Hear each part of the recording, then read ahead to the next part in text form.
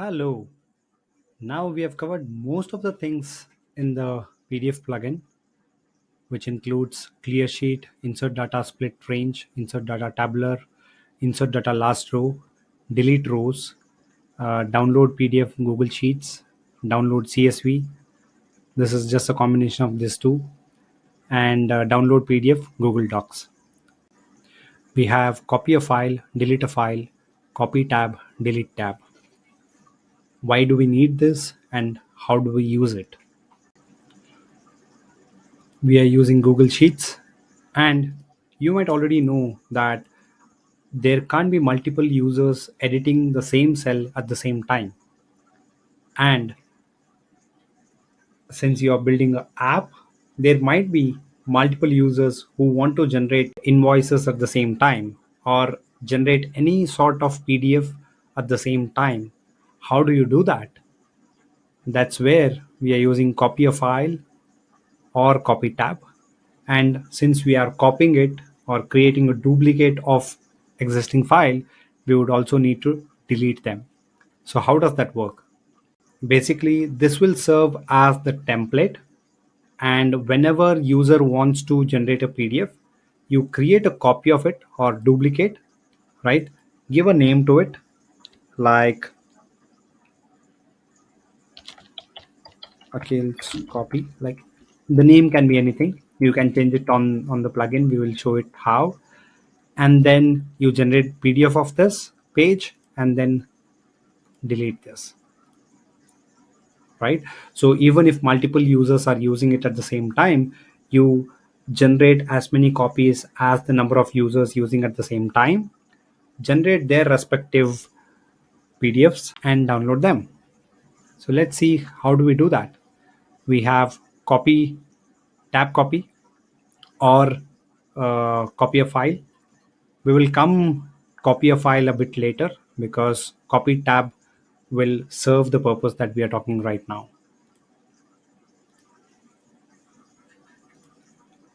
Here's copy file button.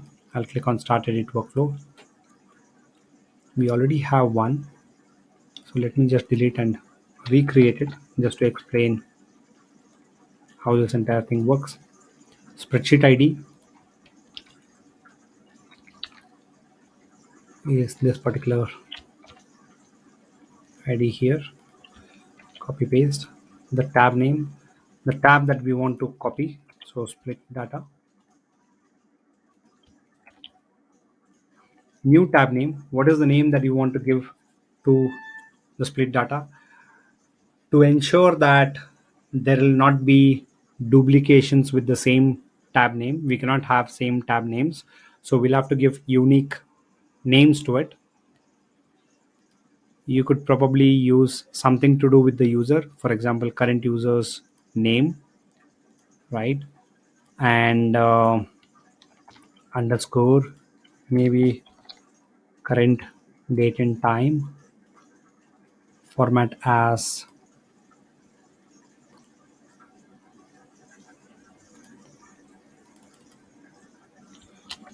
PSMMYY,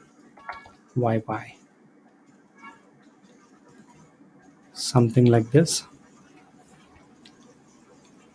And auth token, as always, bearer authorization code. Since I already have that, I'll just copy paste.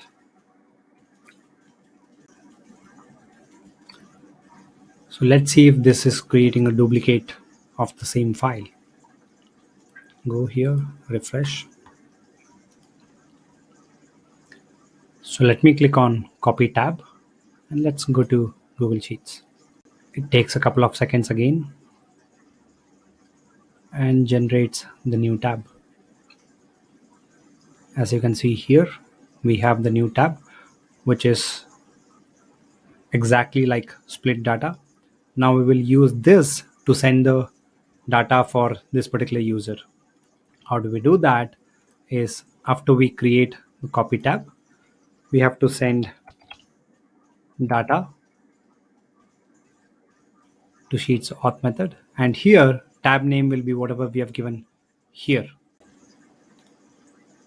So copy this entire thing, come over here and paste it.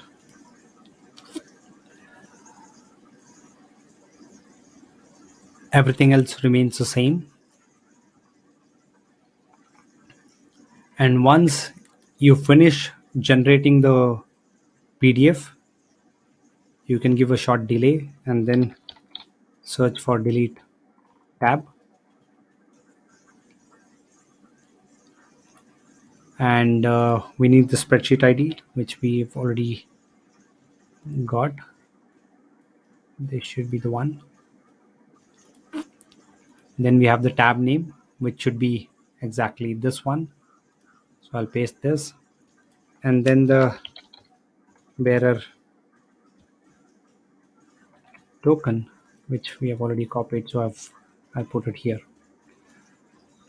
So the steps will be copy tab, send the data to sheets, then give a short delay, generate the PDF, delete the tabs from the backend workflow, giving a delay of 2 minutes.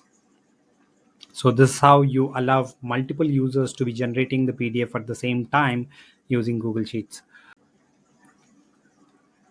Google Docs, you don't have to copy the file. It's already creating a copy and generating a file. Now coming to copy a file, let's understand why do we need copy a file when we already have copy tab. So when we are generating a PDF with multiple sheets together, for example, let's say we want to combine this sheet, and this sheet in a single PDF. You could do that. And to make this process easier, instead of copying each of these sheets separately one by one, you could copy the entire file and send the data to that file where the sheet name remain the same, only that the file ID will change or spreadsheet ID will change. Let's look at how this works. Let me go here, copy a file, start edit workflow. So I'll just delete the existing ones and let's go for copy file. We have the file ID, which is basically the spreadsheet ID.